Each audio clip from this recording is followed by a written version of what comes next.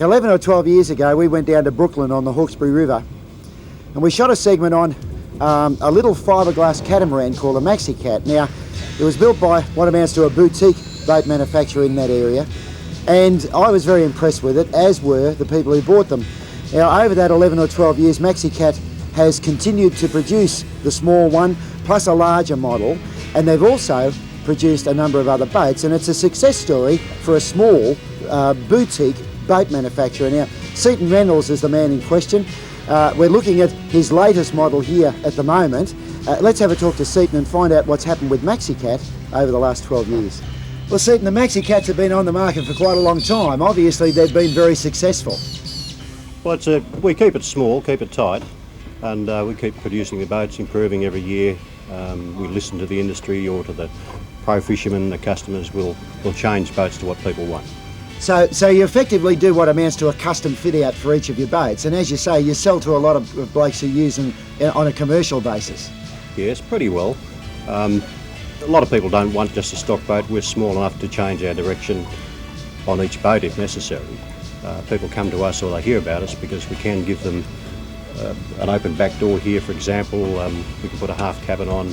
The pro fishermen have asked us for longer boats, wider boats. We can do that. We're small enough to change the production line. Now, speaking of longer and wider, you're just in the final stages of refining this into a larger boat. Yes, we built a 23, well, we got an order for two 23-foot Maxicats like this. They needed to trail them, so they're just under the 2.5 metres, they're 23 foot long, and they're for pro fishermen working out of Kiama. Well, that's interesting, and I guess that's one of the reasons that you've been able to prevail over this period of time, because quite a lot of manufacturers building similar boats haven't managed to do that, and it says a lot for the boats themselves that you've been able to keep going. Yes, the boats have proved themselves. They're accepted by the industry or by the people that use them. They're our best advertisement, our customers. They're user-friendly, I guess. And we've moved more into the professional market with divers or pro fishermen, and we can suit their needs. Thanks, Seaton.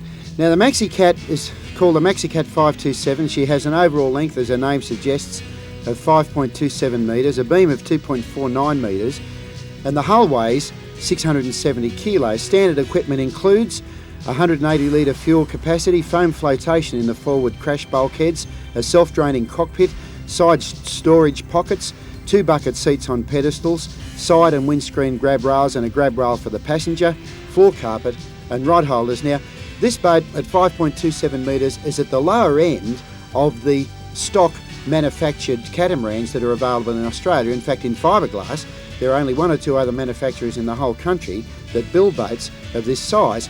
And I guess that's one of the reasons that the boat has prevailed for so long, because it is of a size which is extremely useful. Now, I have to say that in the past, cats of this size have exhibited some uncomfortable performance characteristics. I'm not suggesting that they were unsafe. They were just uncomfortable, particularly in the turning mode. I drove this cat very hard. In fact, I turned it very hard at full throttle. I found that the engines hung on extremely well, but most pleasantly, I found that the boat was reluctant to lift the inside hull in a turn. It showed no tendencies to bury the outside bow and sort of try and trip over that bow, which was one of the problems suffered by early catamarans of this size. And it rode extremely smoothly. Now, it's quite clear that the hulls have a lot of buoyancy up forward. They have plenty of buoyancy for the full length to get the boat up on top of the water and plane very handsomely, even with moderate horsepower. And in a straight line, the boat rides extremely smoothly and also seems to lack any problems with tunnel slap, which you do often experience again with cats of this size. If I had a criticism, it would be that a little bit of spray came over the bows at lower speeds when the bows came down, and also the Hondas required to be lowered around about 1 inch on the transom to make their power trim far more effective. Now, I suspect that once the motors go down, it was a very new fit. In fact, this was one of the test runs. Once the motors go down and the trim becomes more effective, that problem with a couple of splashes of spray over the bow and on the windscreen will be eliminated, because the bows will effectively be lifted 2 or 3 inches higher whilst the boat is up and running. Now, very, very interesting and very appealing, moderately sized trailable catamaran, which has the ability to fulfill quite a lot of different purposes, and the manufacturer has the willingness to set the inside of the boat up for whatever an individual owner's specific purpose may be. Now, I should also mention the fact that this boat was powered by two 4-stroke Honda 50 horsepower outboards. They're 4-stroke 3 cylinders with 808 cc's capacity, 49.3 cubic inches. They develop 50 horsepower at 5,720 revs per minute and have a rev range of 5.5 to 6,000 at full speed.